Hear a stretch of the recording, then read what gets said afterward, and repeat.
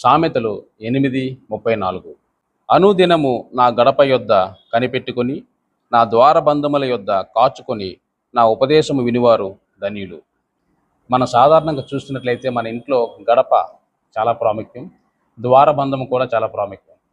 మన ఇంట్లో ఉండేటప్పుడు జాగ్రత్తగా సంరక్షించడానికి మనం ఇంట్లో ఉన్నప్పుడు తలుపేసుకొని తాళం వేసుకుంటాం.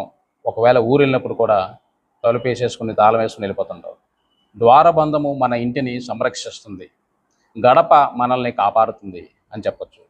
ఇక్కడ మనం చూస్తే అనుదినము ప్రతిరోజు దేవుని గడప దగ్గర, ఆయన ద్వారబంధం దగ్గర కాచుకొని ఉపదేశం ఆలకించిన వారందరూ ధన్యులంట.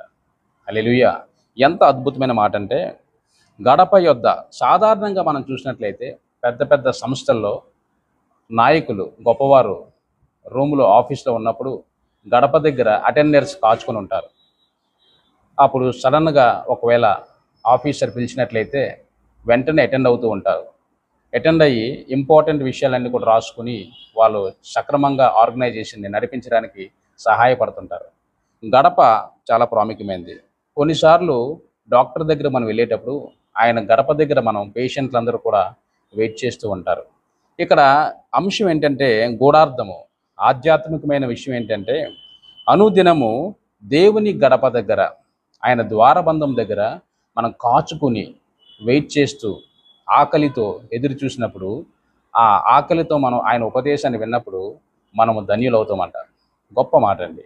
ఉదాహరణ చూసుకుంటే మనకి గొప్ప వ్యక్తి ఆది కాలాలలో ఒక వ్యక్తి అబ్రహాం కనిపిస్తాడు. అబ్రహాం గురించి మనం ఆలోచన చేస్తే ఆదికాండం 12వ అధ్యాయంలో ఉంటుంది. అబ్రహాముని దేవుడు అబ్రహామా అని పిలిచి అంటాడు. అప్పుడు వెంటనే ద్వారబంధం దగ్గర కాచుకొని కూర్చున్నట్లు, చిత్తం నా ప్రభువా అంటాడు. వెంటనే దేవుడు అంటాడు, నీవు లేచి నీ బంధువుల యొద్ద నుండి, నీ కుటుంబ సభ్యుల వద్ద నుండి బయటికి వెళ్ళిపోయి నేను చూపించే మార్గానికి వెళ్ళిపోమంటే వెంటనే మారు మాట్లాడకుండా ఆ ముసలితనమందు 75 ఏళ్ల వయసులో కూడా ఆలోచించకుండా తన భార్యను పట్టుకొని దేవుడు చెప్పిన మాట విని వెళ్ళిపోతాడండి.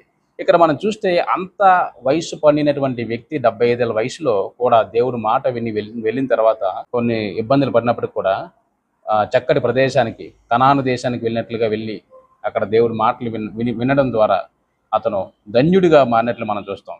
అందును బట్టి దేవుడు అబ్రహామును దీవించాడు.